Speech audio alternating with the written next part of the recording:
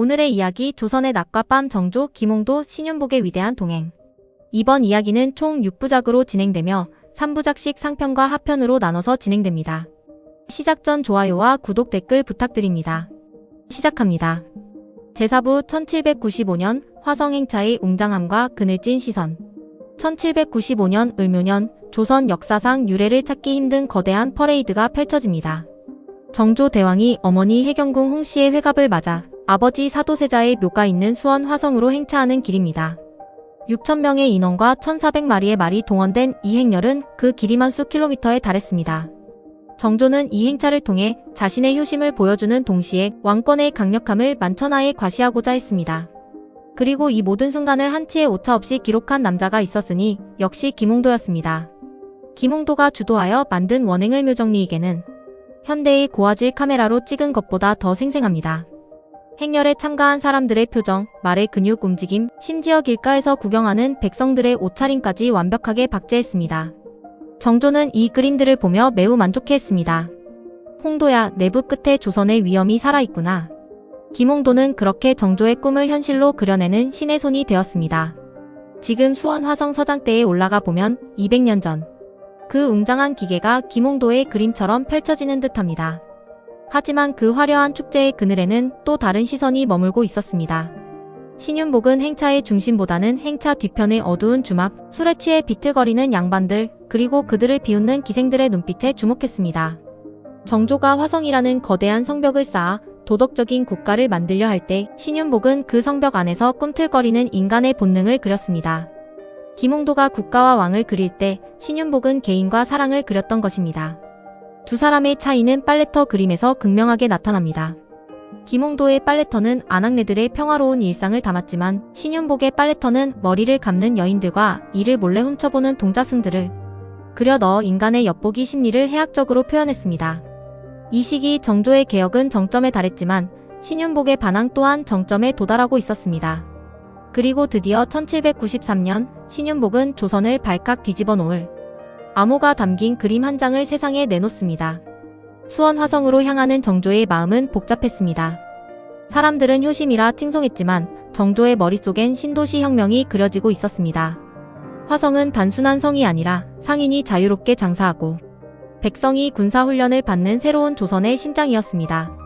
김홍도가 그리는 행차도를 보며 정조는 혼자 중얼거렸을 겁니다.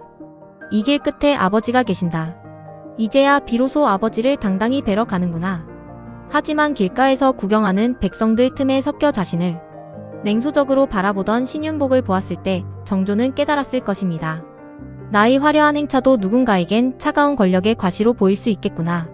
정조는 김홍도에게 국가의 위엄을 맡기면서도 신윤복이 그리는 낮은 곳의 사랑 또한 조선의 일부임을 부정하지 않았습니다. 제5부 1793년 8월 21일에 암호화 사라진 신윤복. 여러분, 신윤복의 가장 유명한 그림 월화정인을 아시나요? 달은 침침하고 밤은 깊은데 두 사람의 마음은 두 사람만이 안다는 글귀가 적힌 그 낭만적인 그림 말입니다. 그런데 이 그림 속 달 모양을 가만히 보면 아주 이상합니다. 위로 볼록한 기묘한 눈썹달이죠. 자연적으로는 절대 이런 모양의 달이 뜰 수 없습니다.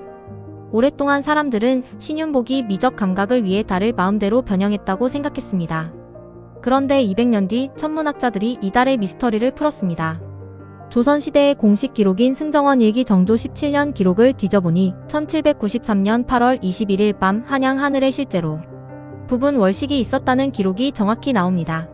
즉 그림 속 달은 신윤복의 상상이 아니라 그날 밤 1대1시 50분경 서울 종로 피막골 인근에서 직접 목격한 월식의 순간을 기록한 것이었습니다.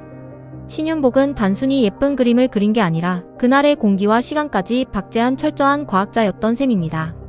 하지만 이 파격적인 천재성도 조선의 엄격한 유교 질서를 이기지는 못했습니다. 결국 신윤복은 도화서에서 쫓겨나게 됩니다.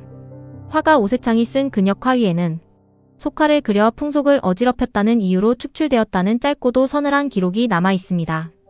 아버지가 유배간 뒤 아들인 자신마저 왕의 곁을 떠나게 된 것이죠. 정조 대왕은 왜 신윤복을 지켜주지 않았을까요? 아니면 너무나 아끼는 김홍도의 라이벌을 제거한 것일까요? 신윤복이 사라진 뒤 한양의 밤거리는 잠시 고요해졌습니다. 하지만 그의 그림들은 은밀하게 양반들의 서재 속으로 퍼져나갔습니다. 겉으로는 엄격한 척하면서도 뒤돌아서면 신윤복의 그림을 보며 미소 짓는 사람들. 신윤복은 그렇게 조선의 이중성을 비웃으며 역사 속으로 몸을 숨겼습니다. 그리고 얼마 후 조선의 거대한 태양이었던 정조마저 갑작스러운 죽음을 맞이하게 됩니다. 사실 정조가 신윤복의 속화들을 정말 몰랐을까요? 학계에서는 정조가 신윤복의 그림을 은밀히 즐겼거나 묵인했을 것이라는 설이 많습니다. 정조는 신하들에게 보낸 비밀 편지에서 욕설을 섞어 쓸 만큼 파격적인 사람이었으니까요. 정조는 신윤복의 그림을 보며 이렇게 생각했을지 모릅니다. 성리하게 나라 조선에서 감히 이런 그림을 그리다니. 참으로 발칙하고도 아름답구나. 하지만 왕으로서 그는 신윤복을 처벌할 수밖에 없었습니다. 공적인 법도를 지켜야 했기 때문이죠. 정조가 신윤복을 도화서에서 내보낸 것은 처벌인 동시에 자유로운 천재를 해방시켜준 것일지도 모릅니다. 궁궐 안에서는 내붓이 꺾일 것이니 나가서 마음껏 조선의 밤을 그리거라. 이것이 정조가 신윤복에게 보낸 마지막 무언의 배려였을까요? 제6부 1800년 멈춰버린 붓과 다시 피어난 거장들. 1800년 6월 28일 조선의 심장이 멈춥니다. 개혁 군주 정조대왕이 49세의 젊은 나이로 갑자기 세상을 떠난 겁니다. 독살설이 파다할 정도로 갑작스러운 죽음이었습니다. 왕이 죽자그를 따르던 화가들의 운명도 벼랑 끝으로 내몰립니다. 정조의 오른팔이었던 김홍도는 버팀목을 잃고 가난과 병마에 시달리기 시작합니다. 말년에 김홍도는 죽이 없어 굶주리고 추운 방에서 떨면서도 붓을 놓지 않았지만 결국 그 역시 역사 속에서 조용히 사라집니다. 신윤복은 더 심했습니다. 이름조차 실록에서 지워졌고 그가 어디서 죽었는지 무덤이 어디인지 아는 사람이 아무도 없습니다.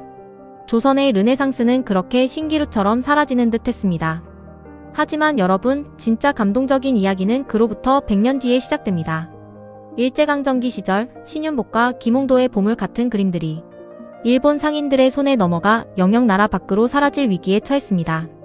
그때 20대의 청년 간송 전영필이 나타납니다. 그는 자신의 전 재산을 털어 일본으로 건너갔습니다. 기와집 수십 채 값을 현금 가방에 담아 일본인 상인 앞에 던지며 말했습니다. 이 그림들은 조선의 혼이다. 단 한 장도 일본 땅에 둘 수 없다. 그렇게 되찾아온 화첩이 바로 국보 제135호 해원전 신첩입니다.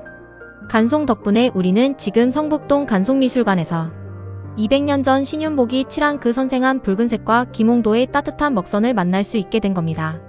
정조는 꿈꿨습니다. 모든 백성이 골고루 잘 사는 나라를요. 김홍도는 그 꿈을 정직하게 기록했고 신윤복은 그 꿈속에서 살아가는 사람들의 뜨거운 사랑과 욕망을 그렸습니다. 비록 세 남자는 비극적인 최후를 맞이했거나 역사에서 지워졌지만 그들의 붓끝은 200년이 지난 지금 우리에게 큰 울림을 줍니다. 세상이 당신을 몰라줘도 당신의 삶은 그 자체로 한 폭의 예술이다 라고 말이죠. 오늘 밤 여러분도 창밖의 달을 보며 200년 전 그들이 꿈꿨던 조선의 낮과 밤을 한번 상상해 보시는 건 어떨까요? 죽음을 앞둔 정조의 마지막 기록엔 지독한 외로움이 묻어납니다. 내 몸이 한 조각 불처럼 뜨겁구나. 그는 자신의 개혁이 완성되지 못했음을 직감했습니다. 그는 마지막 순간 김홍도가 그린 백성들의 얼굴과 신윤복이 그린 한양의 달밤을 떠올렸을 겁니다. 내가 없어도 저 그림들은 남겠지.